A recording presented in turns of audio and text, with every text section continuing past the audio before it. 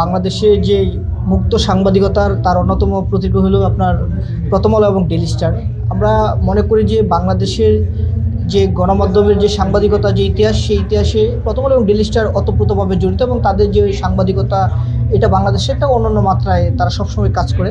কিন্তু আমরা দেখলাম যে গত কয়েক মাস আগে যে প্রথম আলো এবং ডেইলি স্টারের উপর যে ধরনের হামলা হচ্ছে, এটা আমরা তখনও নিন্দা জানিয়েছি, এখনও নিন্দা জানাই, ভবিষ্যতে নিন্দা জানাবো। আমরা শুধু প্রথম আলো নয়, আমরা বিগত ফ্যাসিবাদের সময় দেখি যে আপনার দৈনিক সংগ্রামের অফিসে যিনি সম্পাদক ছিল তাকেও হেনস্থা করা ছিল, তার অফিসে সেখানেও হামলা করা ছিল। আমরা সবসময় যে কোনো সরকারের আমলে হোক কিংবা ইন্টারিয়র গভর্নমেন্টের আমলে হোক, আমরা সবসময় মনে করি যে সংবাদ মাধ্যমের স্বাধীনতা রক্ষার জন্য সকল সময় সব সরকারকে কাজ করতে হবে এবং বর্তমানে যে নির্বাচিত সরকার রয়েছে তাকেও দায়িত্ব নিয়ে কাজ করতে হবে। শুধু প্রথম আলো নয়, যে কোনো সংবাদ মাধ্যম আক্রান্ত হওয়া মানে প্রকৃত মুক্ত সাংবাদিকতা করতে এটা সবচেয়ে বড় বাধা।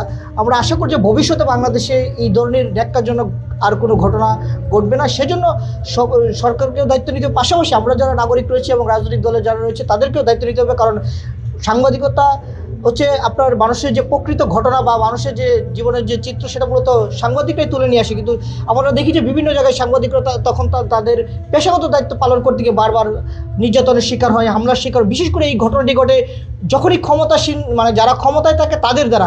আমরা আশা করি এই ধরনের প্র্যাকটিস থেকে বর্তমান সরকার বেরিয়ে আসবে এবং আমরা যারা রাজনৈতিক দলগুলো আছি তারাও বেরিয়ে আসবে। সাংবাদিকতার কাজ হচ্ছে মূলত প্রকৃত ঘটনাকে জনগণের সামনে তুলে ধরা। সেই জায়গা থেকে সকল গণমাধ্যমকে সবাইকে সহযোগিতা করতে হবে এবং রাজনৈতিক দলগুলোকে দায়িত্ব নিতে হবে কোনো ধরনের উস্কানিতে যেন কোনো মানুষ যেন সাধারণ মানুষ যেন কোনো ধরনের সংবাদ মাধ্যম কিংবা গণমাধ্যমের উপর হস্তক্ষেপ না করে এবং তাদের যে প্রকৃত স্বাধীনতা সেখানে যেন হস্তক্ষেপ না করে, আমরা সেটি আশা করি। এবং আজকে আমরা এটা পরিদর্শন করলাম।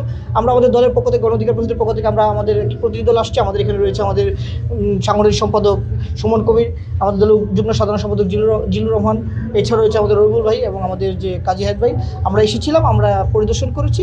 আপাতত আমাদের এতটুকুই। নূর ভাই কিছু বলছেন নাকি এই বিষয়ে আপনাদের আজকে আসা? জি, নূর ভাই আমাকে গত পরশুদিনই বলেছিল যে আমাদের একটি প্রতিনিধি দল, যেহেতু উনি প্রতিমন্ত্রীর দুটি মন্ত্রণালয়ের দায়িত্ব রয়েছেন, এই কারণে তার খুবই ব্যস্ততার সময় যাচ্ছে, ফলে তিনি আসতে পারছেন না।